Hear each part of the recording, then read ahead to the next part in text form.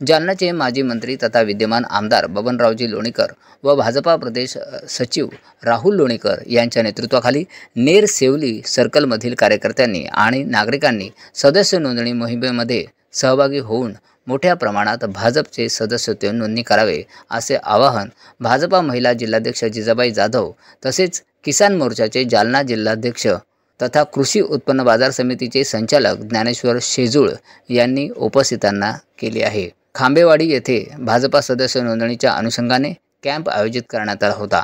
या कार्यक्रमाच्या दरम्यान भाजपा महिला मोर्चाच्या प्रदेश सचिव तथा नोंदणीच्या जालना जिल्हा समन्वयक जिजाबाई जाधव यांनी सुद्धा यावेळी विचार व्यक्त केले।